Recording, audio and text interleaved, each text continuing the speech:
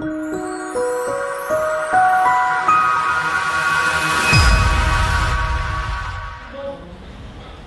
right, and everybody knows that they can ask questions anytime, and you should feel very comfortable in this room. You're amongst friends.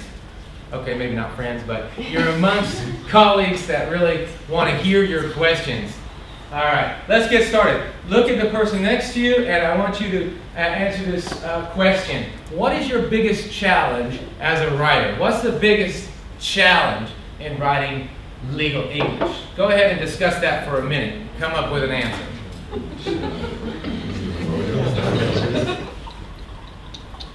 Three things that people get wrong and 3 ways to fix this. These are the key skills of legal drafting. But then you say, well, what is it that partners pay us so much money to come here for? Well, because we teach you the appropriate tone, the correct usage, which includes grammar, vocabulary, and punctuation, and then a concise style, a short, clear style. But how to get to that goal, which is what the partners want, you have to know the golden rule. And today we're going to memorize the golden rule of legal writing, which is to help the reader get the content quickly and easily.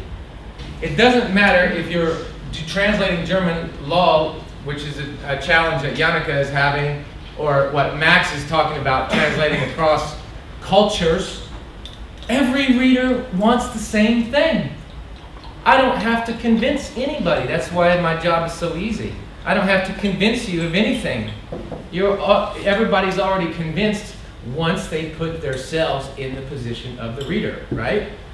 Would you like to read something and make it easy for you and quick to understand to get the content, or would you like for it to take a long time? Okay, we all want the same thing, and your clients want the same thing, and the partners want the same thing.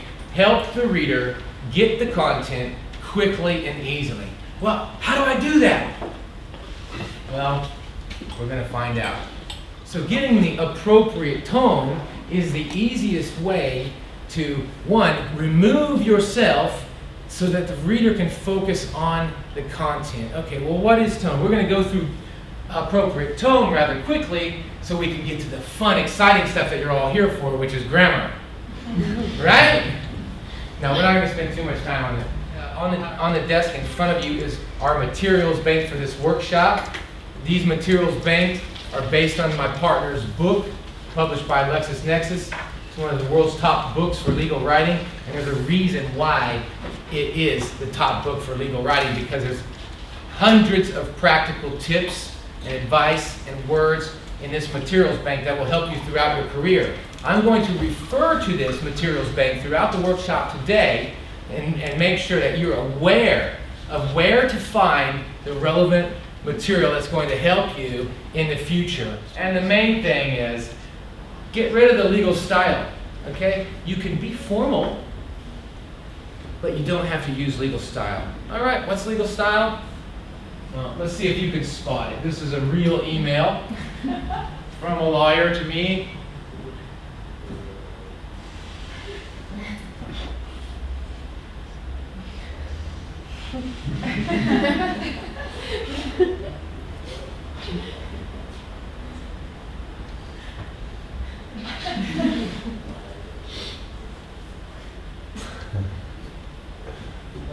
Yeah, go ahead. Has the language and reference is made. Yeah, reference is made to. What about that whole entire reference is made to? Doesn't that just sound like a lawyer?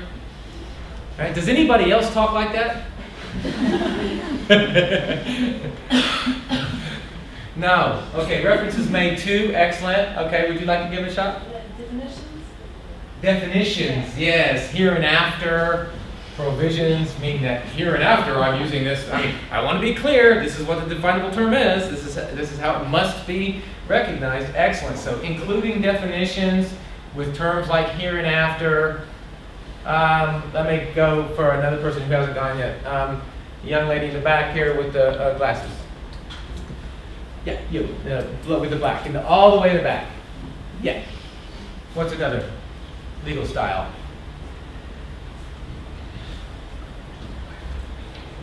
And in light of the fact that the date for signing the contract shall be 1 week from today, that sounds quite like a legal stylish sentence.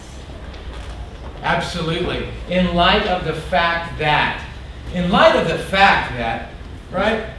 the fact that you haven't signed the document within the necessary time frame, right? This already sounds like we're already in court. But this is an email from a lawyer to a client.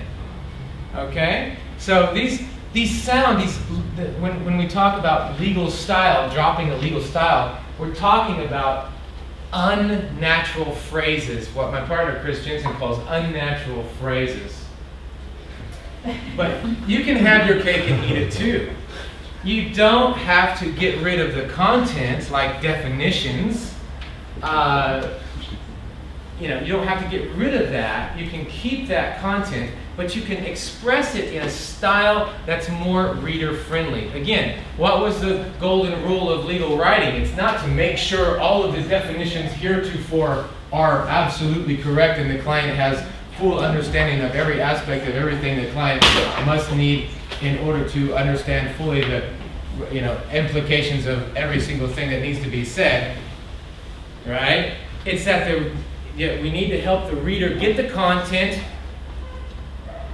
quickly and easily. Okay, there wasn't very much motivation there. Let me get a little bit more. The goal of legal writing is to help the reader get the content quickly and easily. Okay, everybody together. Help the reader. Yeah, a little bit louder, okay? We're going to do this as many times as we have to. Help the reader get the content quickly and easily. All right, now we're good. Now we're good. All right. Wait. I tell you when to give them Mozart. You can give them out that, but those are pretty easy so far. Let's get a little bit more complex. Their locations were pretty easy. I want to give out these beautiful Mozart kugels to the really sophisticated answers. Keep going. I would say 5-star hotel. Okay, a 5-star hotel. And is there anything else you would do with 5-star hotel? Put a Bindestrich? Yeah. Hyphen. Hyphen. Yeah, put a hyphen. Okay, now that's a good one. Now that definitely deserves a Mozart Kugel. Maybe it should be since 6 years or instead of 4. Okay? Not this time, but who can help him? Denise. I would say Mr. Jones has already been an attorney for 6 years. Yes. Okay, and why would she use... Now, this is going to solve this grammar problem that you've had since the time you were 13 and you were sitting in your English class and they taught you this back then, and then they taught you this when you were 14, and then they taught you this when you were 15, and then you stopped listening. Since when you refer to a specific date of beginning, for example, Yeah. and you use for if you refer to the period from the specific date. Exactly. So it's a range, a date range, isn't it?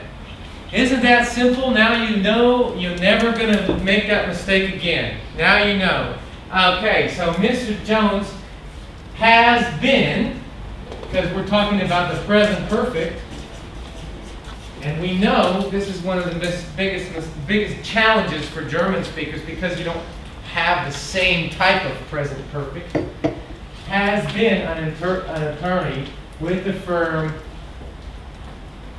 for 6 years or since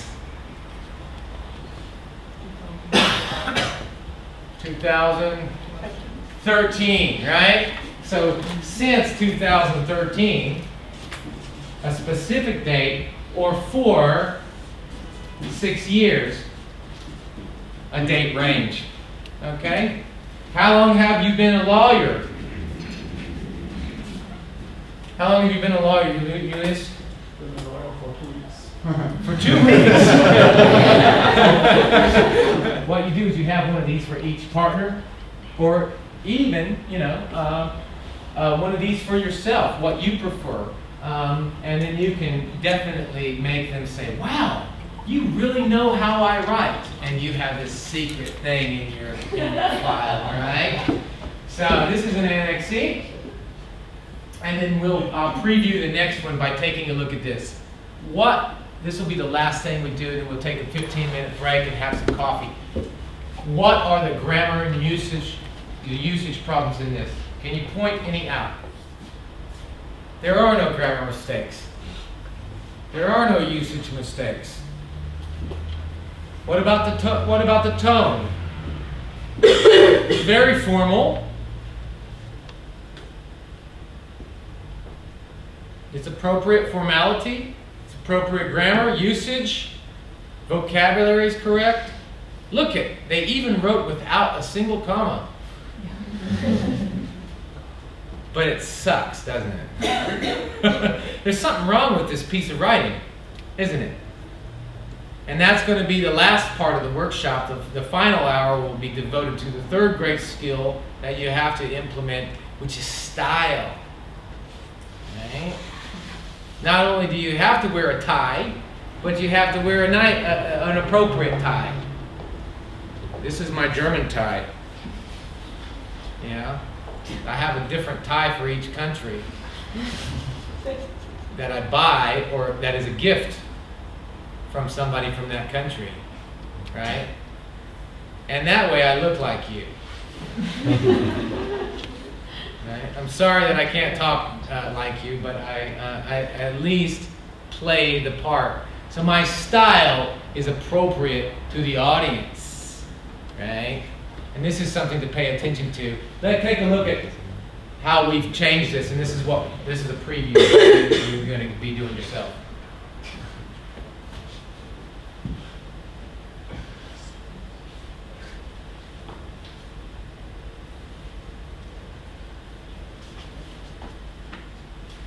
Is it better? Because I followed the golden rule when I rewrote this. What's the golden rule? Help the reader get the content quickly and easily. Now come on. The golden rule of legal writing is to help the reader, everybody together, get the content quickly and easily. Okay, great. Let's take